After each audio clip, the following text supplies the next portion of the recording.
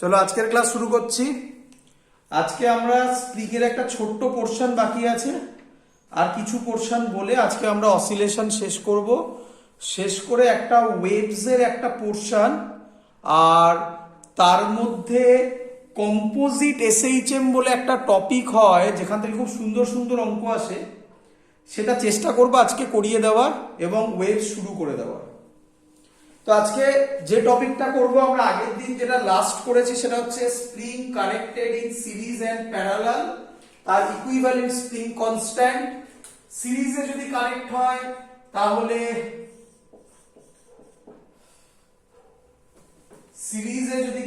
হয় তাহলে ফর্মুলা ছিল K series 1/k series 1/k1 plus 1/k2।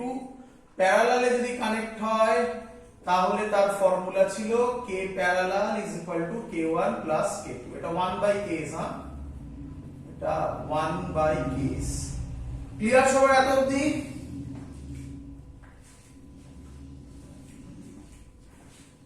এত অবধি সবার ক্লিয়ার? হ্যাঁ স্যার। চলো আজকে এবার আমরা যে টপিকটা করব সেটা হচ্ছে কাটিং অফ স্প্রিং। এখান থেকেও সুন্দর কোশ্চেন দেয় একটা, কাটিং অফ স্প্রিং। একদম সহজ জিনিস, শিখে নাও। কি বলছে কাটিং অফ স্প্রিং? ধরো আমার কাছে একটা স্প্রিং আছে, তার spring constant k and its length is l. Say a spring whose length is l and spring constant k. এটাকে যদি আমি কাটি হাফ করে, মানে l/2 l/2, এটা l/2 এটা l/2, তাহলে স্প্রিং কনস্ট্যান্ট কি হয়ে যাবে? তার টুয়াইস হয়ে যাবে। যা ছিল মানে k ছিল, তাহলে এখন এটা k ছিল, এখন হয়ে যাবে এটা 2k, এটাও হবে 2k। ক্লিয়ার? হ্যাঁ স্যার। একটু যদি ভাবতে চাও ভেবে নিতে পারো। দেখো একটু যদি ভাবতে চাও ভেবে নিতে পারো, এই দুটো স্প্রিংকে কিভাবে লাগালে, কিভাবে জয়েন করলে এই স্প্রিংটা হবে বলো তো?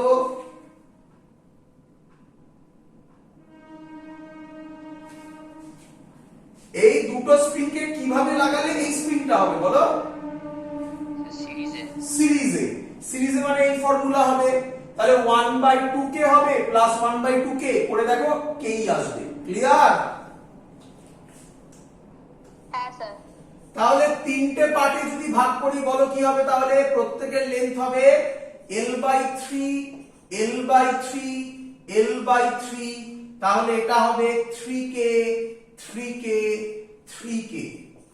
তাহলে এখান থেকে আমরা বলতে পারি যে যদি কোন স্প্রিংকে সিরিজে কানেক্ট করব।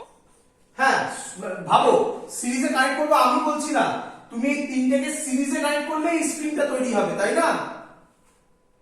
হ্যাঁ স্যার তাই। তো তার জন্য 3k 3k 3k হয়ে গেল। তাহলে যদি আমি একটা স্প্রিংকে n খানা পোরশনে ভাঙি, ডট ডট ডট n খানা, তিনটেতে ভাঙলে l/3 l/3 l/3, n খানা পোরশনে ভাঙলে কত হবে বলো? l/n l/n l/n। বলো বুঝলে কিনা? হ্যাঁ স্যার বুঝেছি। তাহলে স্প্রিং কনস্ট্যান্ট কত হবে বলো? দুটোতে ভাঙলে 2k, তিনটেতে ভাঙলে 3k, nটাতে ভাঙলে বলো? nk। একদম। তাহলে এখান থেকে আমরা বলতে পারি spring constant is inversely proportional to its length. Length যত ভাগ করবে স্প্রিং কনস্ট্যান্ট তত বাড়বে। এটা সিরিজ প্যারালালের মানে মেইনলি সিরিজেরই একটা এক্সাম্পল বলতে পারো। ক্লিয়ার সবার? হ্যাঁ স্যার বুঝেছি। তো একটা অঙ্ক এসেছিল, একটা অঙ্ক করে ফেলো, এর একটা প্র্যাকটিস করে নাও, বেশিক্ষণ লাগবে না, সবাই করতে পারবে। তারপর আমরা কিছু কেসে যাব, গিয়ে কমপ্লিট করব এটা। আচ্ছা কি বলছে? ধরো একটা স্প্রিং আছে, এটা এটা l, এটা k, এর মাস হচ্ছে m, এর টাইম পিরিয়ড বলে দিয়েছে 2 সেকেন্ড। 2 সেকেন্ড বলছে the spring is starting to the spring is cut into two equal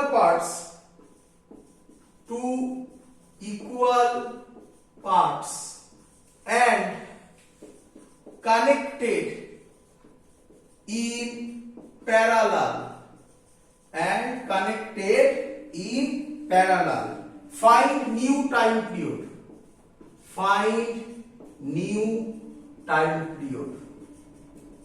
option দিয়ে দিয়েছে first option 2 second, second option 4 second, third option 1 second, last option 8 second. তাহলে পরিষ্কার আমরা এখান থেকে বলতে পারি যা করেছি তার এর ফর্মুলা হয় 2 পাই √m/k। এখন আমি এটাকে দু পার্টসে ভেঙেছি, তাহলে ছবিটা এখন এরকম হবে, এটা একটা প্যারালালে কানেক্ট করেছি, বলে দেওয়া আছে এটা প্যারালালের ছবি, সবাই আশা করি জানো। তাহলে এটা হয়ে যাবে 2k, এটা হয়ে যাবে 2k। বলো ক্লিয়ার কিনা? হ্যাঁ স্যার ক্লিয়ার। 2k প্যারালালে কানেক্টেড, তাহলে ইকুইভ্যালেন্ট k ইকুইভ্যালেন্ট হয়ে যাবে, প্যারালালে হলে অ্যাড হয় 2k + 2k মানে 4k হয়ে যাবে। তাহলে এখন টাইম পিরিয়ড হবে 2 পাই, t ড্যাশ নাম দিলাম, 2 পাই √m/4k। বলো বুঝলে কিনা? মাস তো সেমই আছে, স্যার বুঝেছি। 4 যদি রুটের বাইরে বের হয় তাহলে হাফ হয়ে যাবে 2 পাই √m/k।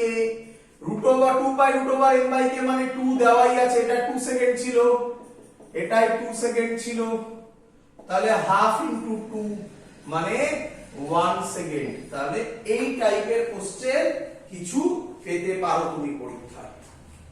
ক্লিয়ার সবার? হ্যাঁ স্যার। হ্যাঁ স্যার। চলো এবার আমরা যেটা করব সেটা কিছু practical example of SHM। Practical example of SHM মানে কি? মানে হচ্ছে কিছু এক্সপেরিমেন্ট আমি তোমায় বলবো, তোমাদের সব বইতে এগুলো আছে, দেখবে তোমরা। কিছু আমি প্রবলেম দেব তোমাকে, তুমি বলবে এটা SHM হবে কি হবে না। এটা করার জন্য যে পয়েন্টগুলো মাথায় রাখতে হবে সেগুলো আগের দিন আমি বারবার বলেছি, আবার বলে দিচ্ছি।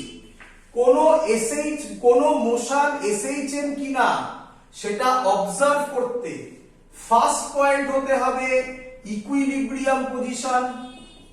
ইকুইলিব্রিয়াম পজিশন ডিফাইন করো। কাকে বলে ইকুইলিব্রিয়াম পজিশন? যেখানে F নেট 0 হয়। সেকেন্ড পয়েন্ট, তাকে ইকুইলিব্রিয়াম পজিশন থেকে স্মল ডিসপ্লেস করো। তাহলে displaced it by an amount x from its mean position। mean মানে ইকুইলিব্রিয়াম পজিশন, একই কথা, mean position। নাম্বার 3 কি? find net force at that point। কারণ ইকুইলিব্রিয়াম পজিশনে নেট ফোর্স 0, কিন্তু সেখান থেকে যদি তাকে আমি একটু ডিসপ্লেস করি তাহলে সেখানে তো নেট ফোর্স 0 নয়, সেটা বার করো এবং সেটাকে ইকুয়াল করো F নেট কে -kx এর সাথে করে কে ফাইন্ড আউট করো। t এর ফর্মুলা 2 পাই √m/k। এই ফর্মুলাতে k এর জায়গায় ভ্যালু বসিয়ে দাও, অ্যানসার পেয়ে যাবে। এই হলো যে কোনো মোশন SHM কিনা সেটা অবজার্ভ করার টেকনিক। সাইডে থাকলো, আমি বাকিগুলো করে দেখাচ্ছি। সবার ক্লিয়ার? এগুলো আমি আগেও বলেছিলাম, আগের ভিডিও লেকচার গুলোতেও। ক্লিয়ার? হ্যাঁ স্যার। যদি কেউ নতুন হও, যে পয়েন্টগুলো আজকে প্রথম দেখছো, তারা আমি পড়ি পুরো জিনিসটা ক্লিয়ার হয়ে যাবে। তো কি প্রথম কোশ্চেন করছে, টানেল থ্রু আর্থ। টানেল থ্রু আর্থ, এটা আমি মনে হয় গ্র্যাভিটেশন চ্যাপ্টারও একবার পড়িয়ে দিয়েছিলাম, আজকে আরো ক্লিয়ার হবে। কি বলতে চাইছে ভালো করে শুনবে। বলছে একটা টানেল করে দেওয়া হলো আর্থের মধ্যে দিয়ে। আচ্ছা, এখানে অনেক কোশ্চেন অ্যারাইজ হয়, ভালো করে শুনবে। আচ্ছা, টানেল যে করলাম সেটা যেখান থেকে ইচ্ছা হতে পারে, মানে স্যার এরকম একটা টানেল হতে পারে। এই টানেলটা তো খুব অবভিয়াস, আর্থের সেন্টার দিয়ে গেল। আচ্ছা, এরকমও তো টানেল হতে পারে, বলো সবাই বুঝলে কিনা? কিরে,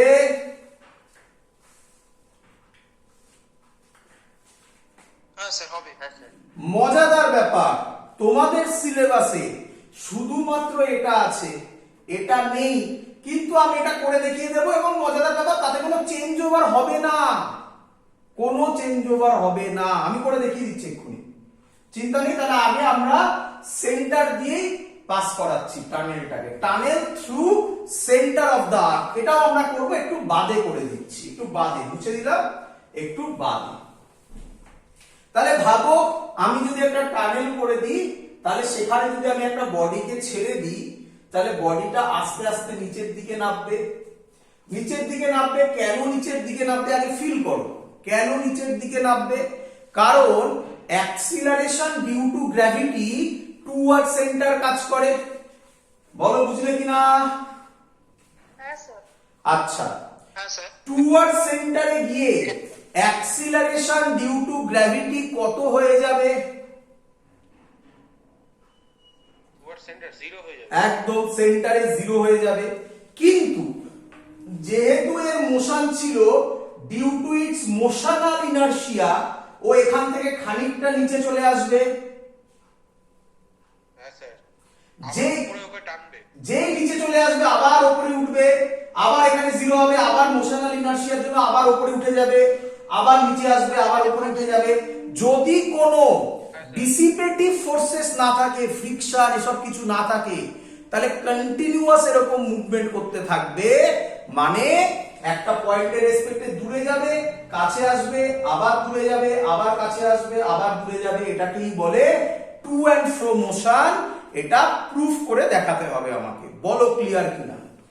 হ্যাঁ স্যার। হ্যাঁ স্যার। চলো আমরা এবার করব।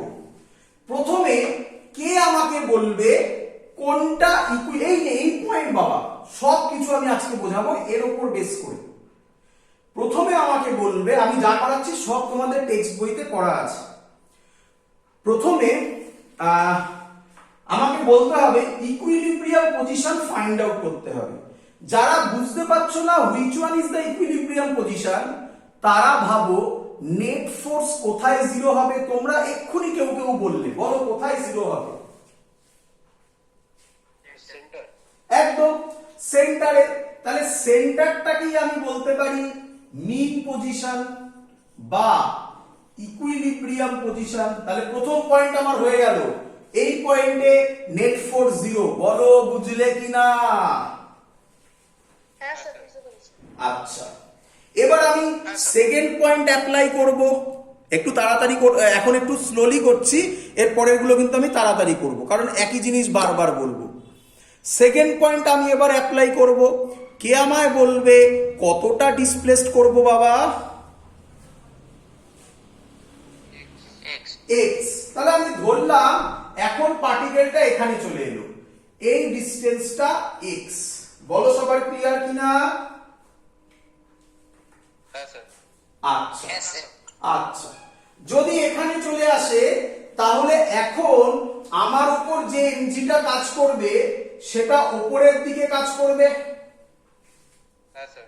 আচ্ছা, তাহলে আমি সেকেন্ড পয়েন্টও হোল্ড করিয়ে দিয়েছি। তাহলে ফার্স্ট আর সেকেন্ড খুব কুইকলি হয়। কি মিন পেয়ে গেলাম? Displaced it by an amount x from its mean position, x amount সরিয়ে দিলাম। 3 নম্বর পয়েন্টটাই মেইন। বলো আমাকে এফ নেট, তাহলে আমি এখন লিখতে পারি এফ নেট, আমি এখন লিখতে পারি এম জি। বলো বুঝলে কিনা?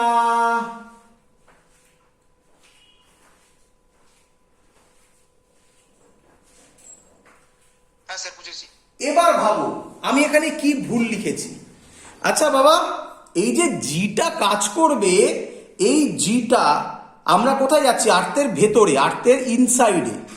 তাহলে জিটা কি সব জায়গায় সেম হবে? জিটা কি সব জায়গায় সেম হবে, নাকি আমরা গ্র্যাভিটেশনে পড়েছি inside the earth G varies? তাহলে ওটা জি হবে না, ওটা হবে জি ড্যাশ।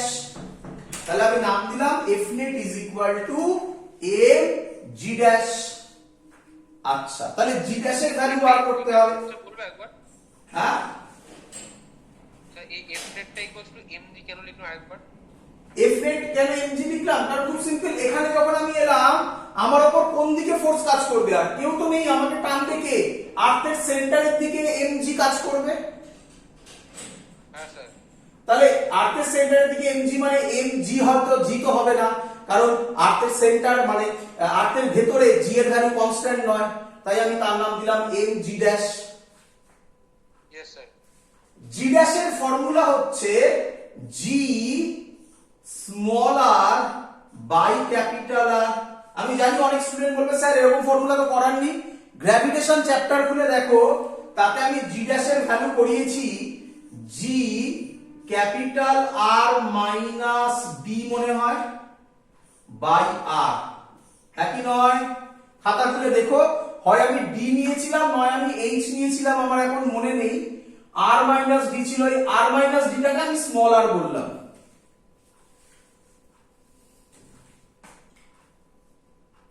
Yes sir.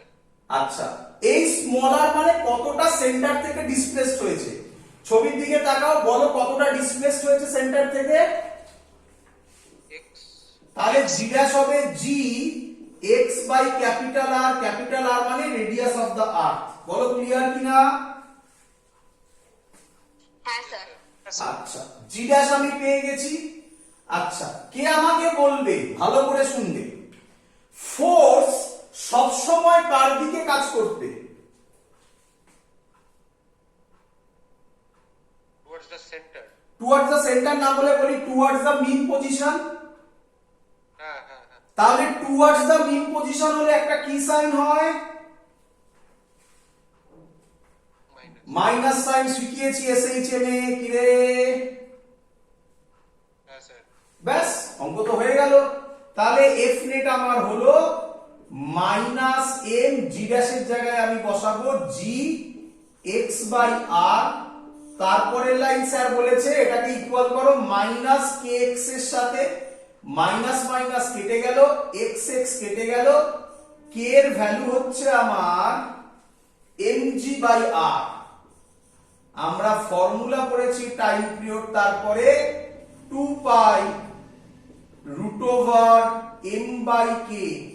তাহলে এখন আমার হবে 2 pi root over M by M G by R, আরটা উপরে চলে যাবে, তাহলে দাঁড়াবে time period 2 pi root over R by G. সবার ক্লিয়ার? এই হলো আমার প্রুফ, হলো যে F net minus M G dash মানে এটা F net minus K X এর মতো কাজ করছে, তাহলে এটা এসএইচ এর, and this is it's time period. বলো সবার ক্লিয়ার কিনা? হ্যাঁ স্যার। হ্যাঁ স্যার। পরীক্ষায় তোমরা দেখবে, তোমাদের বইতে দেখবে এইভাবে প্রুফ করা আছে। চলো পরেরটা আমি করব, 1 মিনিট আমি একটু কালি ভরে নি, কালি কম পড়ছে। এবার যেটা আমরা করব সেটা হচ্ছে সেম জিনিস, সেম অ্যান্সার গুলোকে দেখে নাও, 2 pi root over R by জি। আচ্ছা, আরেকটা কথা আমি একটু বলে দিই, রাফলি তুমি যদি এর ভ্যালু বসাও, 2 পাই ভ্যালু জানো, আর মানে হচ্ছে রেডিয়াস অফ দা আর্থ জানো রাফলি 6400 কিলোমিটার, জি এর ভ্যালু জানো রাফলি 10 ধরো, যদি করো এর ভ্যালু হয় রাফলি 84.6 মিনিট। এটা যদি বাই চান্স এরকম কোনো কোশ্চেন আসে যে টানেল করে দিল, তাহলে এটা টাইম পিরিয়ড কত হবে?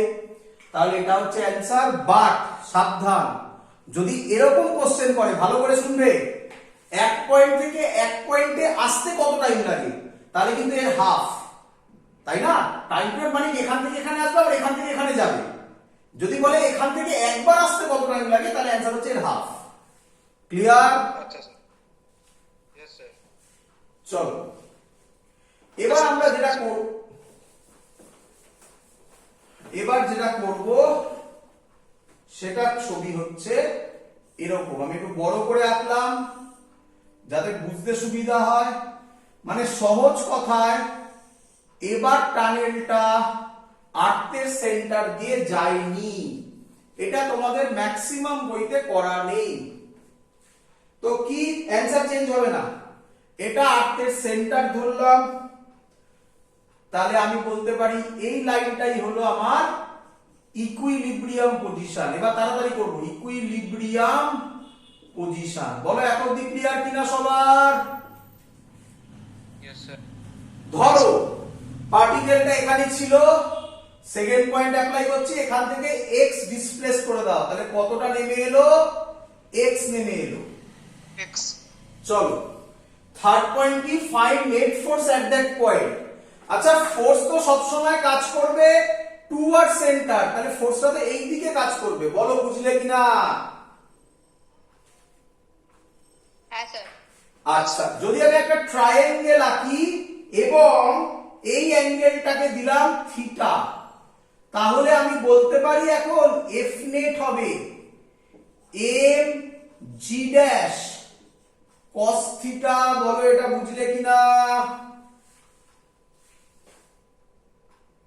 বোঝনি?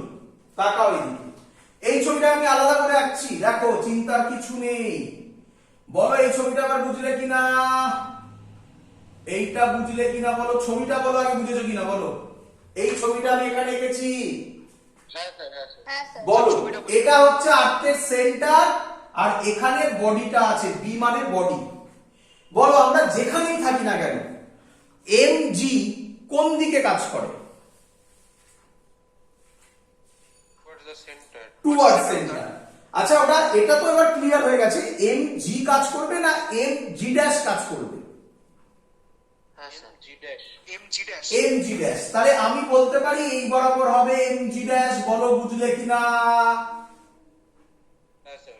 আচ্ছা এটা যদি থিটা হয় এই বরাবর কত কাজ করবে? এই বরাবর M G dash cos theta. Cos theta. কি রে?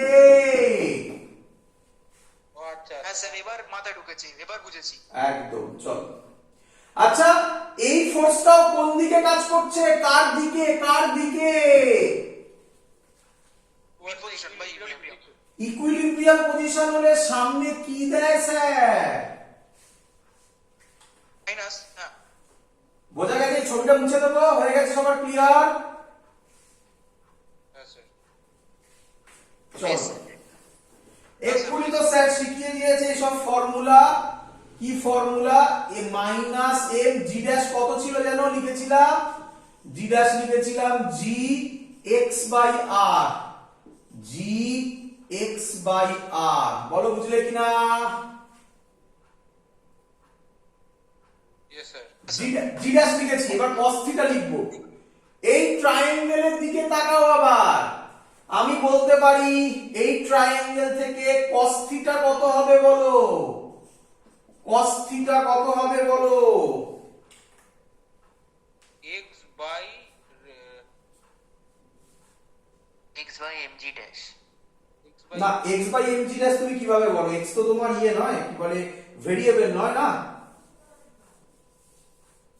আমি বলি এক মিনিট, তাহলে একটু চেঞ্জ করতে হবে আমাদের, একটু চেঞ্জ করব আমরা, না ভুলে যাই। জি ড্যাশের ভ্যালুটা নাও, এটাকে নাও স্মল আর। জি ড্যাশ তাহলে হবে G small R by capital R. এটাই ফর্মুলা ছিল অ্যাকচুয়ালি। হ্যাঁ স্যার। আচ্ছা cos থিটা এবার বলো, এটা x এটা r, এবার তো বলো base by hypotenuse. x by r কি রে? স্মল r কি রে? হ্যাঁ স্যার।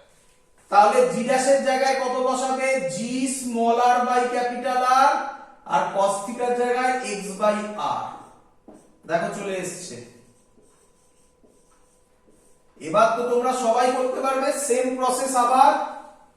এটাই f নেট, এটাই মানে মাইনাস kx, এক্স এক্স কাটলো, মাইনাস মাইনাস কাটলো, কে এর ভ্যালু mg/r। এবার তো তোমাদের সবার জানা, আগেরটার মতো একেবারে করে দিচ্ছি 2π√m/k, কে এর জায়গায় বসাবো, একেবারে করে দিলাম, mm কেটে যাবে, আর উপরে যাবে r/g। দেখো অ্যানসার চেঞ্জ হয়নি, যেভাবে কাটো না কেন অ্যানসার এটাই আসবে। ক্লিয়ার সবার? হ্যাঁ স্যার একদম। চলো নেক্সট প্রবলেম হচ্ছে ইউটিউব প্রবলেম, বাট আবার ওই একই কথা, যে ইউটিউবে তোমরা ভিডিও দেখছো সেটা নয়। ইউটিউব মানে আমি একে দেখাচ্ছি, প্রুফ করতে হবে, ওটা এসএইচএম এবং ওটা টাইম পিরিয়ড বার করতে হবে। ইউটিউব প্রবলেম, ইউটিউব প্রবলেম কি বলছে ইউটিউব প্রবলেমে, ভালো করে শুনবে। ইউটিউব প্রবলেম হচ্ছে এরকম, একে বলা হয় ইউটিউব, সব ইউনিফর্ম ক্রস সেকশন, সেম হাইটে আছে। আমি ধরে নিলাম ওয়াটার আছে, লিকুইড আছে, ফ্লুইড আছে, যা ইচ্ছা বলো, এই লেভেলে, একই লেভেলে। বলো সবার ক্লিয়ার কিনা? হ্যাঁ স্যার। আগে ফিল করে নাও, তারপরে তো প্রুফ আমরা করবই। কি ফিল আগে বোঝো। ভাবো আমি এখান থেকে ফ্লুইডটাকে নিচের দিকে ঠেলা মারলাম, তাহলে ফ্লুইড এখানে খানিকটা নেমে যাবে, এদিকে ততটাই উপরে উঠবে। বলো বুঝলে কিনা? হ্যাঁ স্যার। যেই আমি ফোর্সটা উইথড্র করে নেব, অমনি এখানে যতটা ফ্লুইড উপরে উঠেছিল সে আবার একে এইদিকে ঠেলা মারবে। তো এটা যদি কি বলে আনট্যাপড ভাইব্রেশন হয়, মানে কোনো ফ্রিকশন না থাকে, তাহলে এই প্রসেসটা চলতেই থাকবে। প্রুফ করো এটা সিম্পল হারমোনিক মোশন। তো আমার তো এত ভাবারই দরকার নেই, সিম্পল হারমোনিক মোশন বলেছেন মানে আমাকে এই তিনটে পয়েন্ট হোল্ড করাতে হবে, অ্যানসার বার করে ফেলবো। বলো বুঝলে কিনা? হ্যাঁ স্যার। হ্যাঁ স্যার চলো একদম স্যার। চলো এর অ্যানসার আসবে, যেটা আগে বলে রাখি, টাইম পিরিয়ডের ভ্যালু আসবে 2π√L/g, 2π√L/g। আগে বলে রাখি কি কি প্যারামিটার আছে। এ মানে হচ্ছে এরিয়া অফ ক্রস সেকশন, কার ইউটিউবের, এগুলো ধরে নিতে হবে, নয়তো করবো কিভাবে।